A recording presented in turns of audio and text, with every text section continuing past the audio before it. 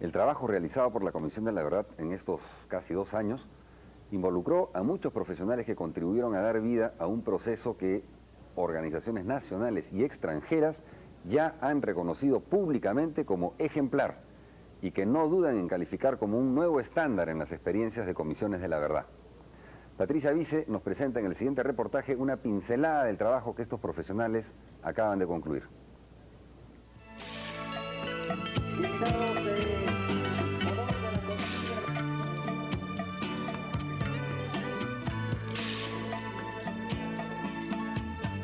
Es un hecho que las comisiones de la verdad incomodan, perturban. Entre amores y odios han pasado 2 años y el fruto final está allí. Tiene 10 tomos y se llama Informe Final.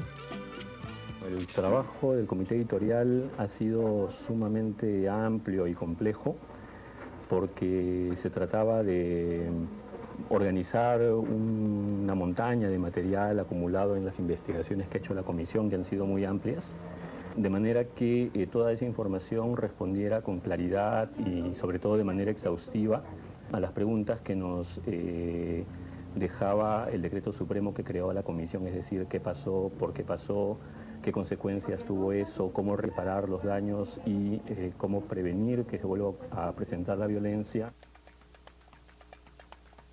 Ha sido una carrera contra el tiempo, pero cruzó la meta. Hemos logrado establecer la identidad de los autores y también la identidad de las víctimas. Es una especie de sistematización de una memoria colectiva bastante amplia. Nadie le dijo, ¿sabes qué? Cuente esto o lo otro, nadie le preguntó. Entonces la persona hablaba lo que ella quería hablar y afloraba sus sentimientos.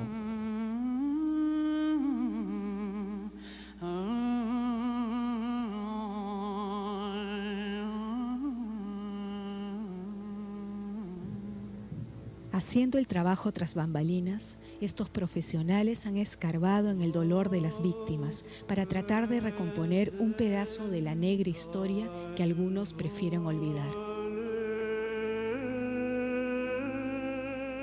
Algunas personas nos confiaban eso, ¿no? Nos decían, poder contar lo que ha pasado es como armar un rompecabezas que yo tenía, que como país también, ¿no? O sea, poder entender por qué surgió la violencia, cómo así, ¿no? ¿Por qué se desplegó de esa manera, ¿no? Desde el inicio del diseño de la unidad, planteamos como un tema básico el trabajo de campo. Nosotros tratamos de reconstruir la historia a partir de los actores. Lo que hemos hecho en este tiempo del trabajo de la comisión en lo que es salud mental es tratar de potencializar, ¿no? Donde ya habían, ¿no? equipos trabajando de manera colectiva, ¿no? En lo que hemos llamado como una red de salud mental y derechos humanos. Y decidimos entonces trabajar aproximadamente a 75 casos.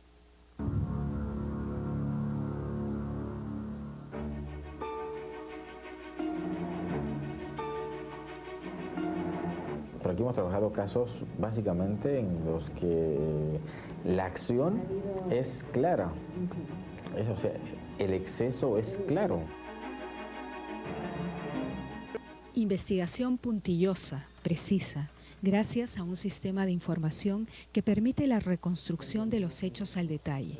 Una herramienta que nos permite maximizar el cruce de información. La estructura de la base de datos está organizada en un modelo que se llama ¿quién le hizo qué a quién? Podemos buscar testimonios que hablen de hechos ocurridos en 1975 en el distrito de Luricocha, en Huanta. Entonces tenemos estos testimonios. Es parte de la historia del país, ¿no? El país tenga un registro, sobre todo en muchas comunidades donde no existen registros escritos de los hechos. Como en un ring de box, el equipo de comunicadores se encargó de contrarrestar los golpes y, ¿por qué no?, también de contragolpear. Así se moviliza la opinión pública en base a la polémica.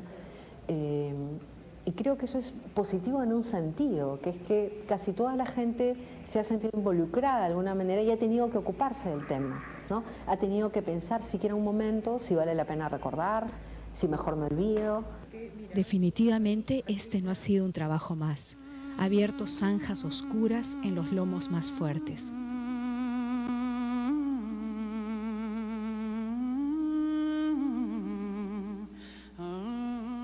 proceso bien agotador, ¿no? O sea, porque ves, ¿no?, una cantidad de cosas y nos preguntamos por qué tanta crueldad. Hemos generado un proceso de violencia realmente inimaginable, ¿no?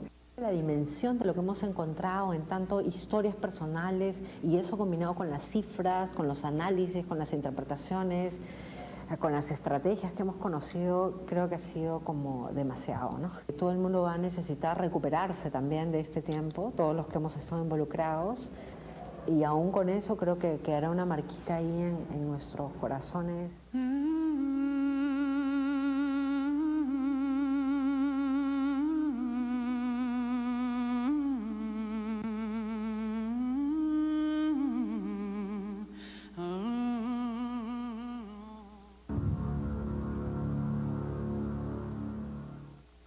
Yo he llorado con muchos testimonios.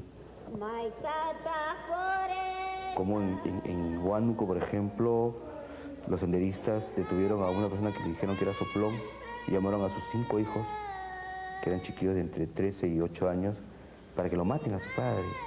Lo peor que puede haber ocurrido a la gente, después de los testimonios, te quedó corta.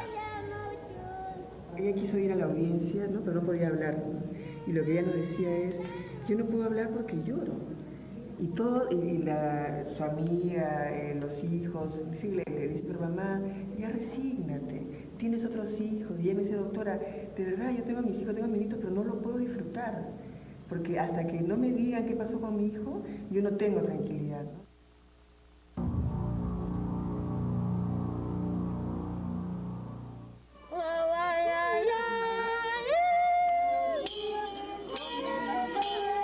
Escuchar esos cantos andinos, fúnebres, eran muy duros, casi imposible de evitar que uno se quiebre.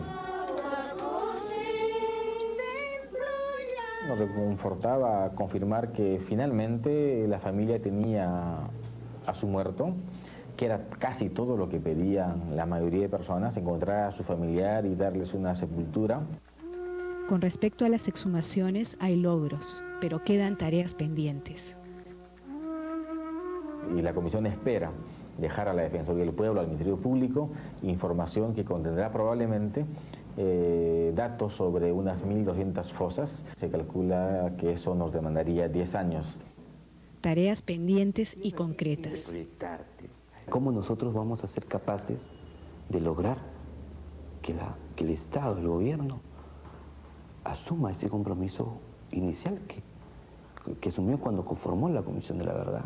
Y lo fundamental es la justicia. ¿Qué se necesita para que sanen las heridas? Porque la gente lo primero que espera es ser reconocido, ser escuchado. Si no se va a lograr eso, el dolor va a ser mayor, el sufrimiento no va a tener fin y vamos a violentarlo nuevamente. Porque se ha abierto una esperanza, ¿no?, y si el gobierno no tiene la claridad como para verlo, ¿no?, es gravísimo, ¿no? En tus manos encomiendo la continuidad, la reparación y la futura reconciliación.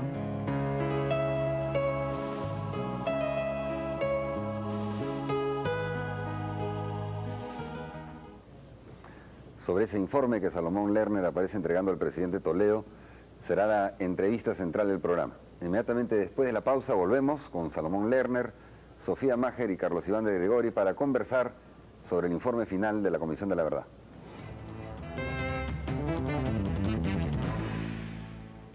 Está con nosotros Salomón Lerner, presidente de la Comisión de la Verdad, y los comisionados Sofía Maher y Carlos Iván de Gregori, para conversar sobre lo que en buena hora se ha convertido en un tema de agenda nacional, el informe final que la Comisión presentó el jueves último. Bienvenidos. Gracias. Salomón, más allá de las cifras, que es lo que un poco ha estado en el debate, ¿cuáles serían las ideas fuerza, el principal mensaje que sale producto de este informe? Bueno, mira, retomando algo que dijo un testimoniante en Ayacucho al comienzo mismo de nuestro trabajo, y en palabras en verdad hermosas y trágicas, que todos los habitantes del Perú puedan llamarse peruanos en algún momento. El mensaje principal no es, como tú señalas, el indicar cifras, el establecer cantidades de dinero que se perdió allí en estos años, sino señalar que el proyecto republicano del Perú, que el Perú como nación, tiene hondas brechas que llenar. Es un país fracturado, un país en donde hay un racismo velado, en donde hay inequidad, donde pobladores que no hablan el castellano que hablamos nosotros, que viven en zonas apartadas, en los Andes o en nuestra Amazonía, pues no gozan de derechos como tú y como yo, y por tanto se hallan absolutamente desprotegidos. Llamar la atención de la clase política y además de la sociedad sobre este hecho. Creo que ese es el mensaje de fondo. Creo que las cifras de todas maneras revelan precisamente eso que está señalando, ¿no? Carlos Iván, ahí las cifras son realmente espantosas, digamos, más allá del número de víctimas directamente, ¿no? Pero el porcentaje de víctimas que habita los departamentos más pobres del país, ¿no? Justamente el porcentaje, digamos, el nivel de educación que tenían las víctimas, ¿no? En fin, esto, ¿qué es lo que más, digamos, es impactante sobre esto? Bueno, es exactamente lo que dice Salomón. Lo que te muestran son los grandes desencuentros de este país.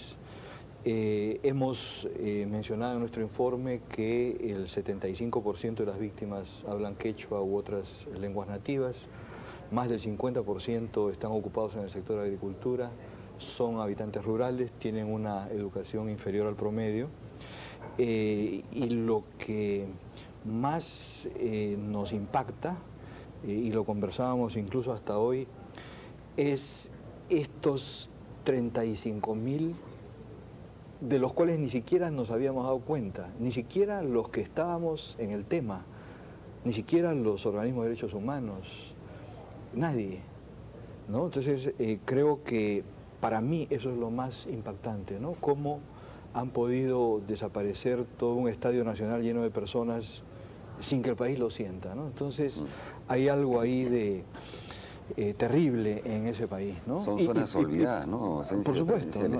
Y peor aún, que cuando uno lo llama la atención sobre eso, la respuesta sea no, algo así como no me lo digas, no te lo creo, no, ¿dónde están sus libretas electorales? Exacto. Cuando en realidad en 1980 2 millones de peruanos no tenían libreta electoral cuando comenzó el conflicto. Claro, y ahora se cuestiona y se piden nombres de los 69.280, cuando nadie pidió nombres en primer lugar de las 25.000 que se reconocían como cifra oficial, y no habían los nombres. Ahora ustedes están poniendo 25.000 nombres y apellidos, ¿no? Y obviamente con una proyección basada en cálculos, proyecciones estadísticas y científicas, y empiezan a pedir, a ver, dame, ¿no? los detalles. Eso me parece realmente un absurdo. Ahora, hay como esas otras críticas que se han presentado, que de repente sería bueno, me parece que basta que alguien lea las conclusiones del informe que se han puesto inmediatamente en la página web para que todos esos argumentos caigan por su propio peso. Pero han habido críticas, por ejemplo, de que ustedes no han sajado con los terroristas, ¿no? No han calificado como corresponde a Sendero Luminoso, o más aún que en todo caso mantienen un mismo plano a Sendero con las Fuerzas Armadas. Y tampoco y además no reconocen que este combate contra la subversión se hizo en regímenes democráticos, ¿no? Y tampoco hacen una correcta distinción de repente entre los regímenes democráticos y la dictadura de Fujimori. Sí. ¿Qué tendrían que contestar? Fíjate, con Sendero Luminoso creo que el zanjamiento es absolutamente claro y definitivo en el informe, pero además creo que aportamos a lo que es el conocimiento de Sendero Luminoso.